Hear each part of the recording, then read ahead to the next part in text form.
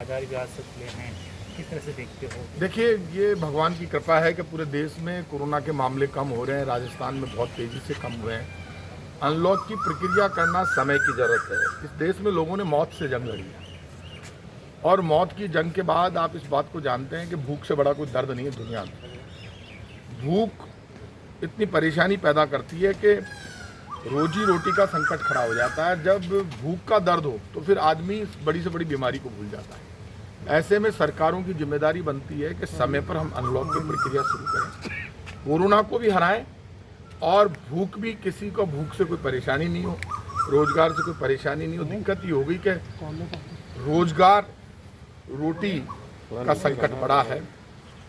E rickshaw वाला, थड़ी खोमचे वाला, footpath पर बैठकर जूती गांठने वाला, रोजमर्रा का काम करके जो आदमी अपने परिवार का पेट भरता है, auto rickshaw, e rickshaw, cycle rickshaw, जो मजदूर वर्ग है, जो कंस्ट्रक्शन का वर्क करता है, वो सुबह कमाने जाता है, शाम तक कमाता है, तब उसके परिवार का पेट भरता है। ये कोई पॉलिटिकल लड़ाई नहीं है, इसको मैं पॉलिटिकल चश्मे से नहीं देखना चाहता, लेकिन मैं इतना कह सकता हूँ, अब वक्त आ गया जब हमें उन लोगों की मदद करनी होगी जो बहुत ज़्यादा कमज़ोर हो गए फाइनेंशियली, जिन लोगों की स्थिति ठीक नहीं है, जिनके परिवार में स्थिति बिगड़ी है या बच्चे अकेले रह गए, उनकी मदद करनी होगी।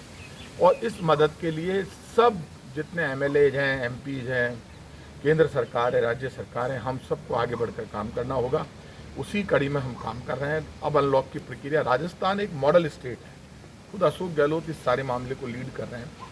मॉडल स्टेट के रूप में हम रहे। हमारे यहाँ का जो पूरा सिस्टम रहा, कोरोना के दौरान जो इलाज रहा, फ्री ऑफ कॉस्ट इलाज हुआ। बड़े से बड़ा इंजेक्शन चाहे 40,000, 50,000, लाख कितने भी रुपये का था, वो फ्री में लगा। और हम राजस्थान में मॉडल स्टेट के रूप में उभर कर आए।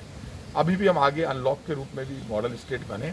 और मैं हमेशा कहता हूँ, कहीं से भी अच्छे काम की शुरुआत कोई भी स्टेट सरकार करे, उसको फॉलो करना चाहिए। राजस्थान एक मॉडल स्टेट है और अच्छा काम हम कर रहे हैं।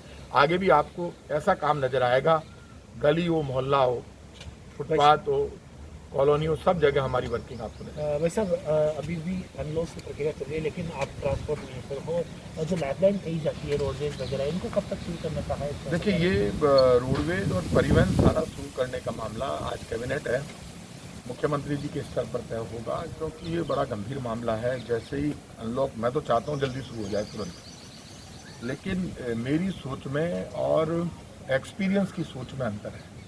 क्योंकि मैं हमेशा लोगों के बीच में रहता हूँ तो मुझे जल्दी रहती है कि परेशानी दूर। अब परेशानी दूर करने के साथ साथ मुख्यमंत्री इस बात से डर रहे हैं कि कहीं कोरोना मामले वापस नहीं बढ़ जाए।